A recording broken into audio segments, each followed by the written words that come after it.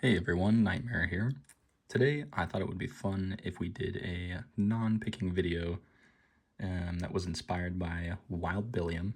He is another YouTube lock sporter who was kind enough to shout us out the other day and drive some people our way. He said something that stuck with me, and that was that it's great to have someone actually explain a lock and not just pick it. And so that led me to the idea for this video, which was how I go about picking tough locks.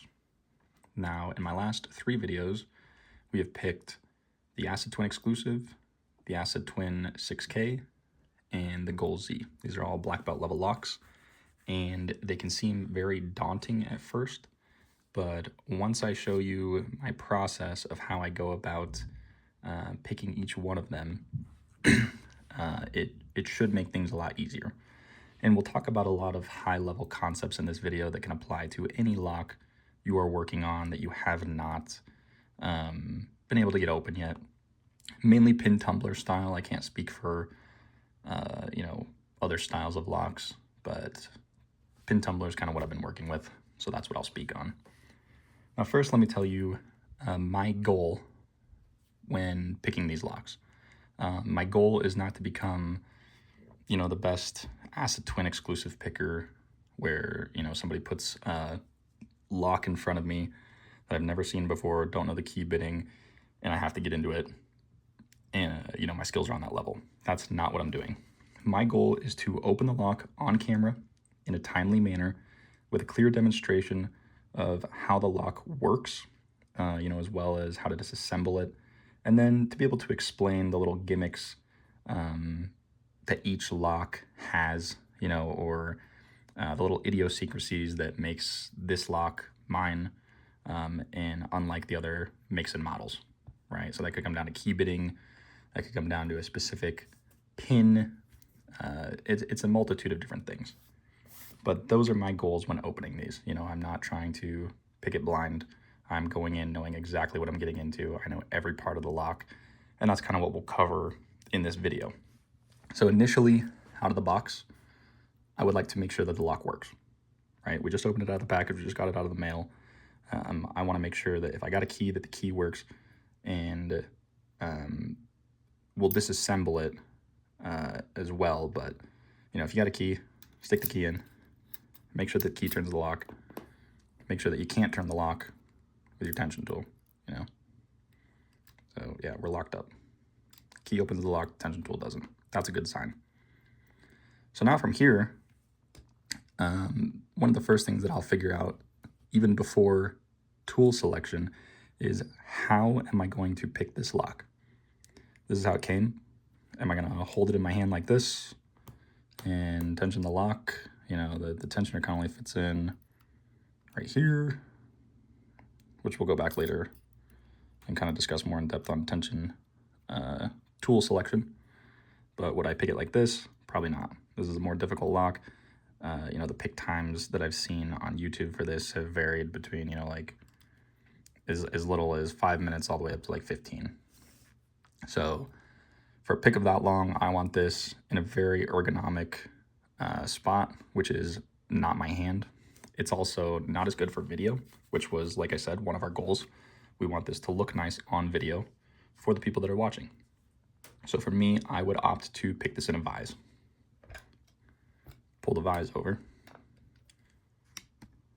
We can see that this is probably not going to fit how we want it to, right? It's like a conical shape. So if we were to tighten this up,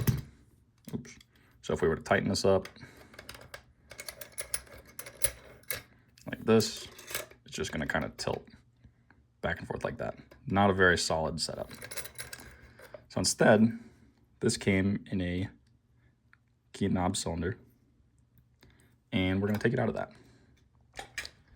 And we're going to figure out a 3D print for this guy. So I am fortunate enough to own a 3D printer, and I can make basic designs in AutoFusion. So what I would do is we'd get rid of this entirely. set this off to the side. And we would take our measurements of this lock. So I'm just going to measure the body, about 17 on the diameter of the outer body. We'd measure the height, and then we'd measure the width of the Bible. And that's pretty much all the measurements we need. The reason why I opted to do it this way is because if we were to put it in the vise, like this,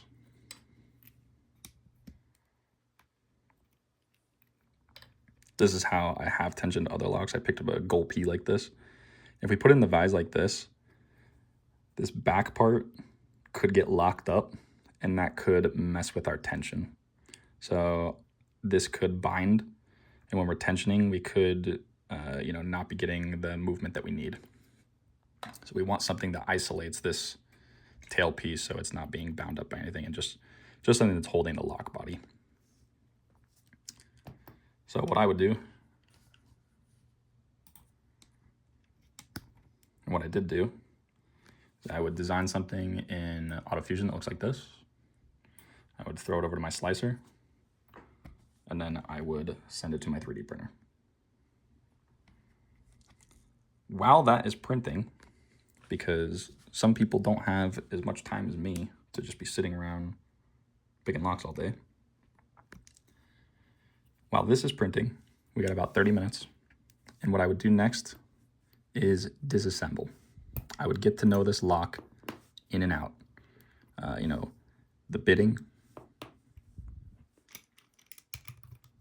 if there's anything funky going on with the core. Some of these higher level locks have, these kind of gimmicks where, they have a specific type of driver pin or a specific type of key pin,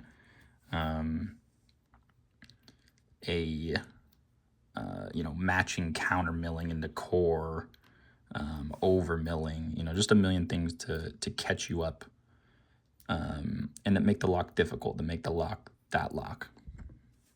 So this lock, we already have it pretty much mostly disassembled. We'll show it here in a second. This Goal Z is going to be kind of the focus of our video as far as examples. But like I said, these concepts are high level and we can apply them to many different pin tumbler style locks. So now, the biggest thing that I do, because like I said, we are trying to pick this on camera in a timely manner with a demonstration of how it works, specifically for the belting process. So what I'm going to do is I'm going to have this completely disassembled. I'm going to pull up the lpubelts.com website, and we're going to verify that this is in fact the lock that I want to pick and that it meets the requirements for the difficulty that it's at. So what that means is, for this lock specifically, we have, let's get a little bit closer up.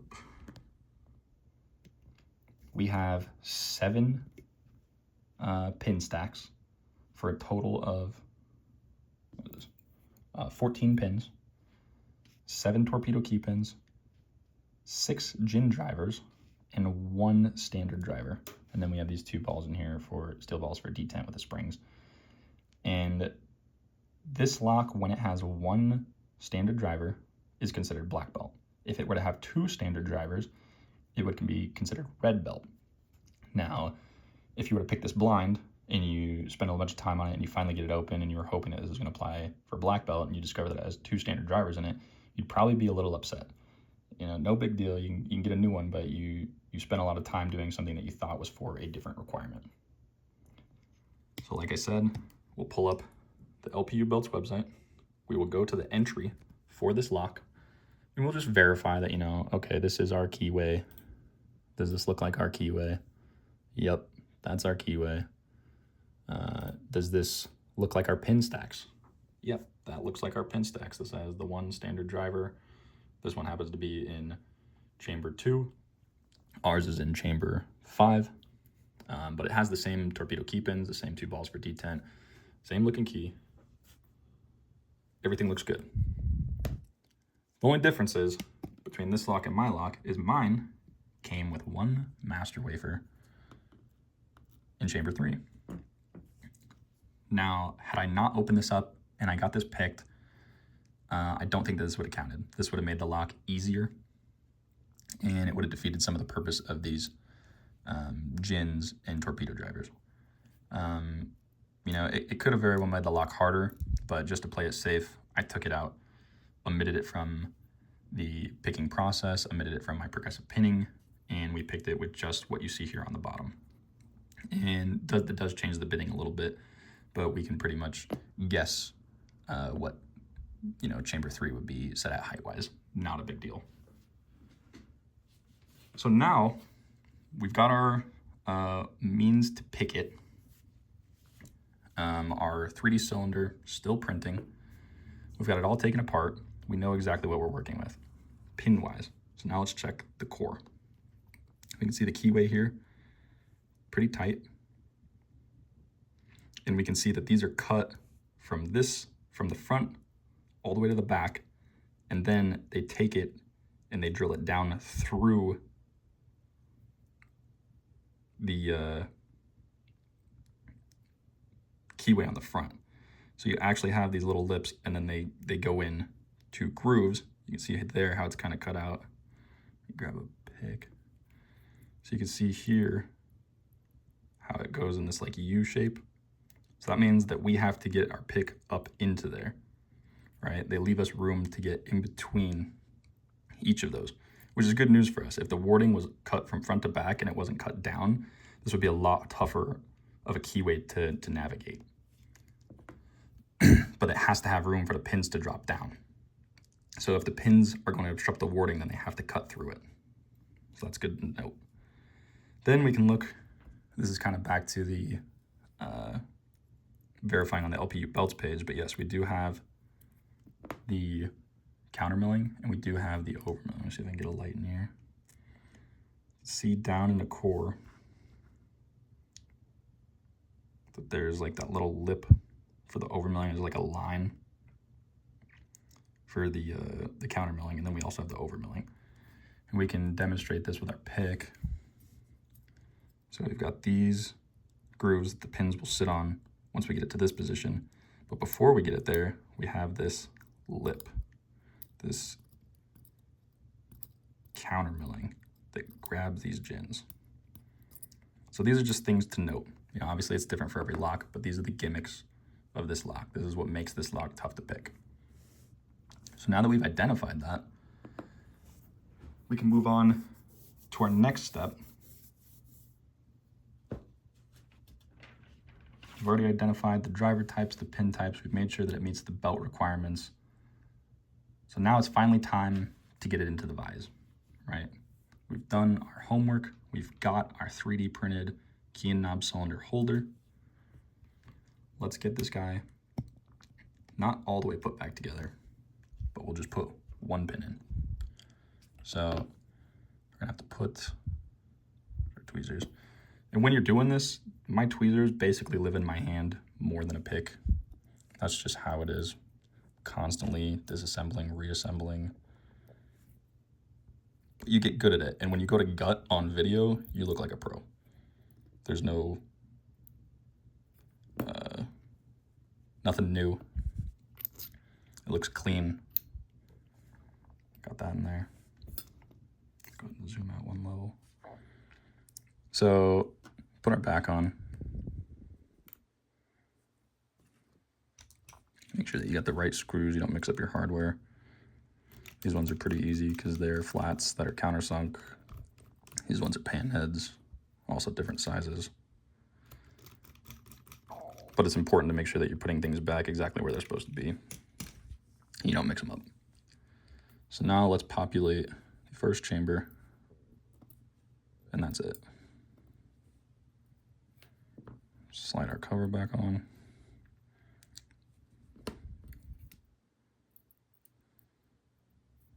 And there we go. We got a lock with one chamber populated, chamber 1. I'm going to throw this in the key and knob cylinder. We're going to push this flush, because when we go to select our tensioner, pretend that we don't know what one we're going to use. We want it to sit flush on a face like this. Now I measured for the body, so it fits perfectly like this. But if we tension like this, and I don't keep my hand perfectly parallel with the face of the keyway, then we'll start to slip like this, and we don't want that. So what I do, just put it on there now. Boom, flush. You know, beautiful tensioning setup. So now let's get the vise in view, and we will go through our next topic, which is tool selection.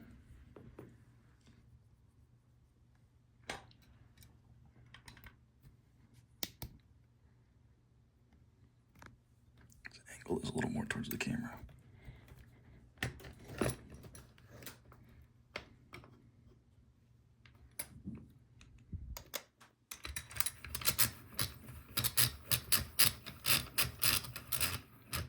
So you can see that our key knob cylinder is working like it's supposed to. So now we want to figure out how to tension it. We could try the bottom of the keyway tension.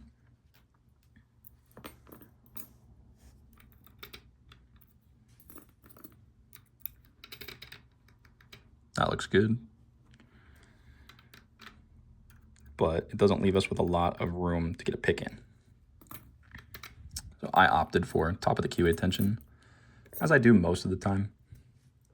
We have these flush tensioners. You don't need to have these flush tensioners.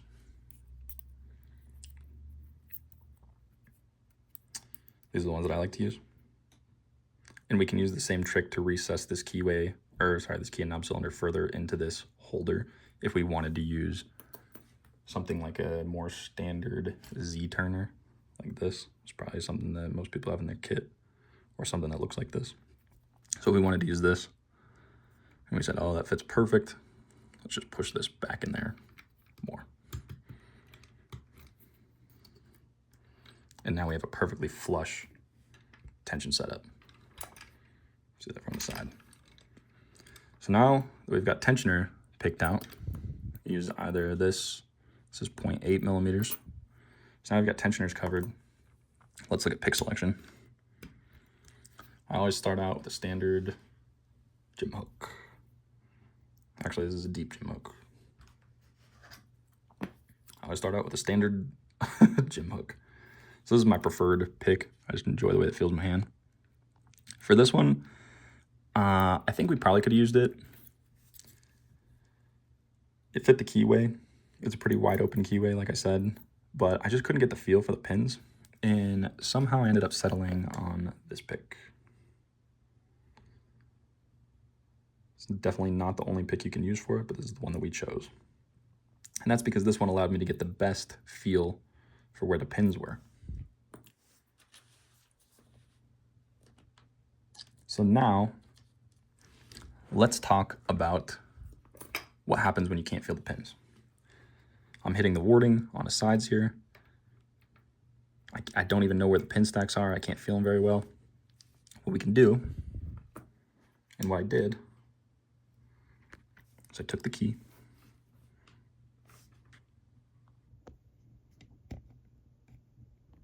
laid it flat like this, took my pick,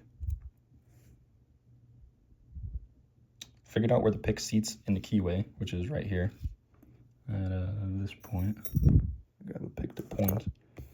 So right here, this is what touches the face of the lock. So this is right where my pick will rest.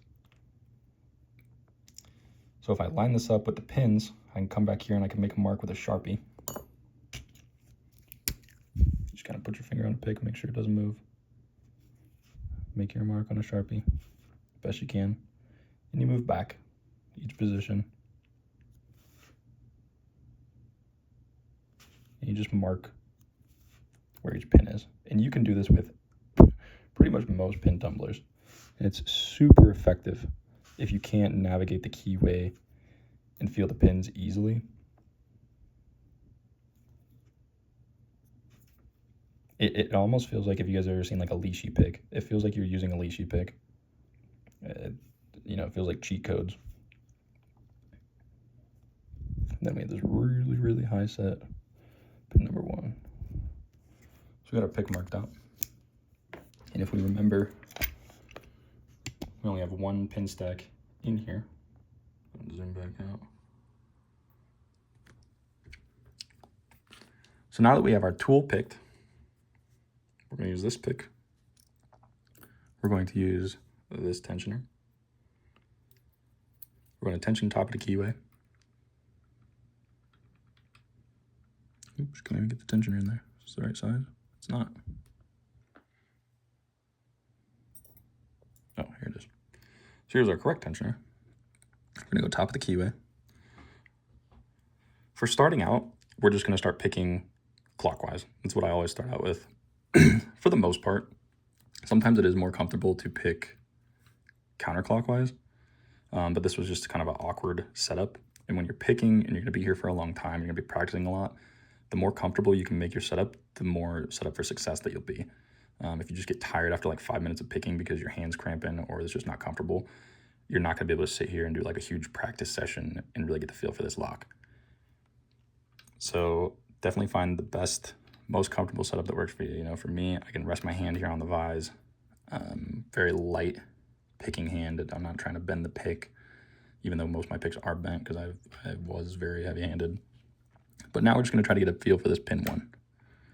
So boom, 1 click, barely touched it.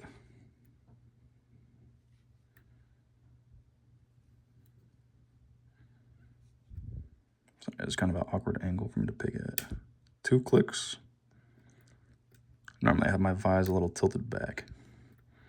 I have to like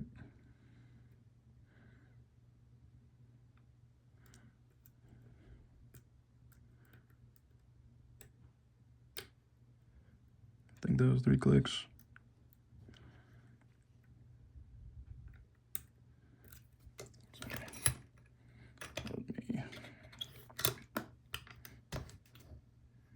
There we go. Try to show.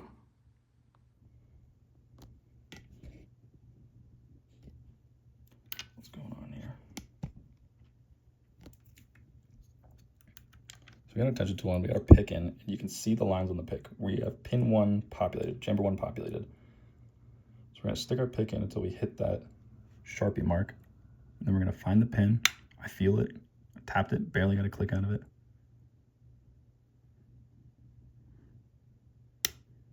Another click. Another click and we're open. Okay. So what I'm noting on this is that it took 3 clicks. We had to move the pin 3 positions to get an open with 1 chamber in. What I'm gonna do is I'm gonna repeat that for every pin. I'm gonna put each pin in individually in this lock. I'm gonna figure out how many clicks it takes to get that pin set. Now, what this does is it helps us figure out what it takes to set each pin. And it's not gonna be like that when you actually pick it. It's not gonna be like, okay, find the one that's binding, 3 clicks. Find the next one that's binding, 2 clicks. Find the next one that's binding, 4 clicks. And then we're open. That's not how it works. But what it does is it gets us a really good feel on what these pins feel like to set. And it gives us a really good idea of the height that we have to set each pin at. So you saw my pick. I had to tilt my vise back because this pin is so high set. I have my pick almost vertical in the lock. And in my video, you saw that we actually switched to this more fat traditional style deep hook because this was just easier to poke that pin with rather than trying to get this tip pushing vertically on a pin like this. It just wasn't a lot of surface area. It's great for picking the back pins.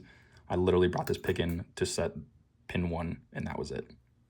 And sometimes that's all it takes. You know, you can pick the lock with 90% one tool and you just need 1 click out of a different tool. So do not be afraid to switch up and try a different tool, even if it's just for 1 pin, right? So now we're pretty much at the end of my process in that we have figured out an ergonomic setup. We've got our tools picked. We've verified that the lock is what we think that we're supposed to be picking. And then we're gonna go through and start progressive pinning. So if this were my first time picking this, I'd put that one in chamber 1, I'd pick it, I'd go through, I'd pick each pin individually, I'd throw one back in, and then I would put 2 in. And then when I open that, I'd put 3 in. And then when I'd open that, I'd put 4 in. Open that, put 5 in. And sometimes there are going to be trouble pins. For me on this lock, it was pins 1 and 2. Pins 1 and 2 were terrible to set, even by themselves. So having them just chambers 1 and 2 populated, I could barely pick it.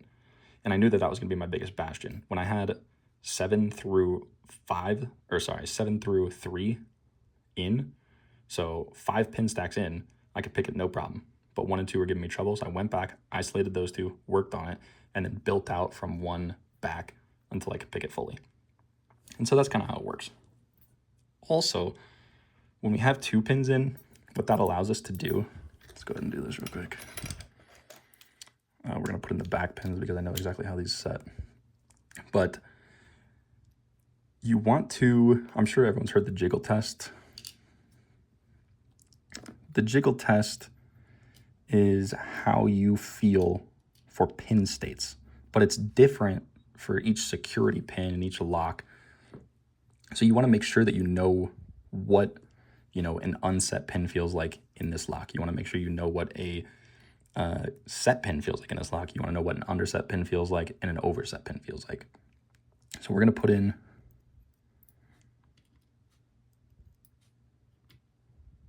we're going to populate chamber 7 and we're going to populate chamber 6.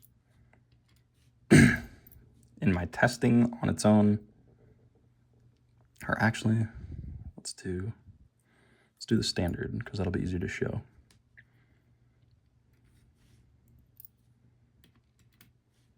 So the standard pin, oh my gosh, it just bounced the spray out. So the standard pin in chamber 5 sets first.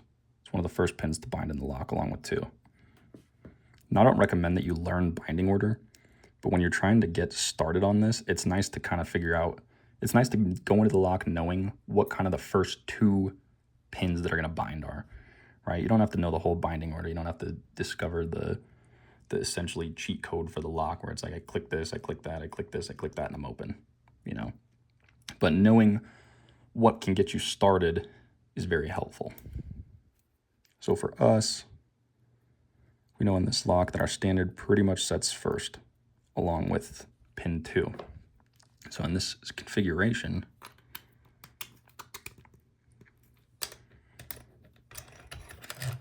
if we know when a pin is set, and we can test this a few different ways, just kind of by feeling around. So if we go to set, where's our pick? So if we go to set 6, pin 5, it's our standard, we drop into a false set.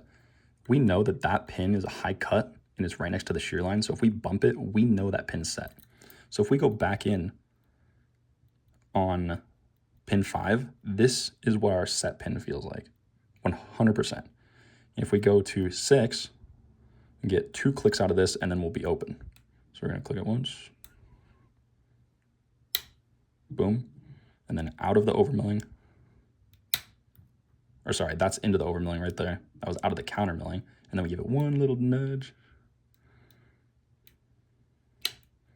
Oops, dropped it back down. We dropped 5 back down into the counter milling. We should nudge it and be out. There we go. Okay, so it was 6 that was in the counter milling, or over milling, which was that little top of the funnel part. So it was just caught on that tiny little lip and we just had to push it over. But you can go back and do this and test it for different pins and figure out for certain, okay, this is what a set pin feels like. This is what a unset pin feels like. This is what underset and overset. So make sure that you understand the jiggle test as it pertains to your specific lock that you're trying to open. And then, like I said, binding order, you can go through progressive pinning and do pin 1. You only have 1 pin in there, that's the first pin to bind. Put 2 pins in. Well, now maybe 2 is binding first, so you can kind of keep track of that. Okay, when I have these 2 pins in, 2 binds, and then I set 1. You put 3 pins in. Maybe 2 is still the one that binds first. You pick 2, now 3 is, still slack, so you set 1, and then you pick 3.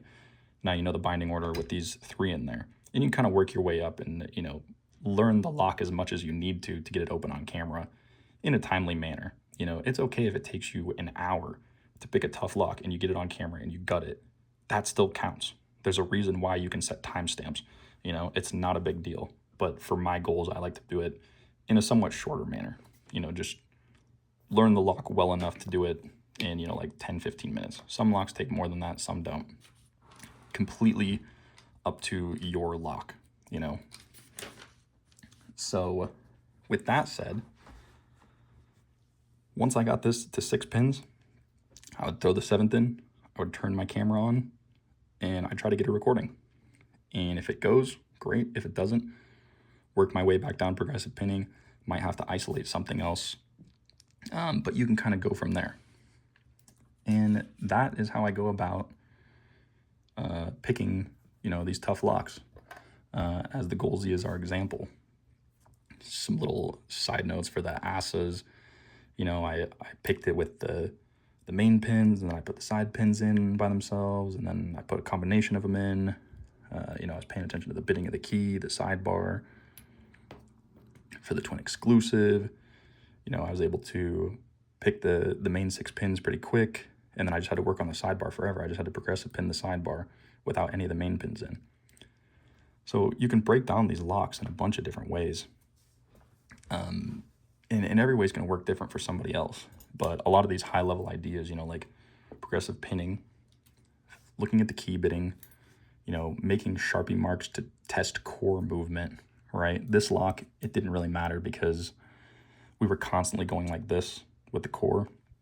But on some of these locks, the core movement is kind of like a real-time indicator of when you get open.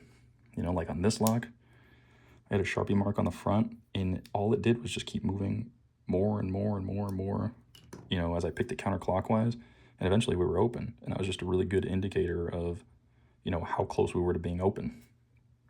Kind of similar with this one, but this one only moved in like 2 stages. I only had to know when the top pins were set, and then it was time to set the sidebar and we were open. But yeah, I hope some of these tips and tricks help you. Like I said, don't be afraid to take apart your locks. If your tweezers are in your hand more than your pick for a little while, that's okay. Take breaks and just enjoy it. It's a, you know, I'm doing this for a lock sport. It's a hobby. I'm not trying to be the best picker. I'm not trying to enter any competitions.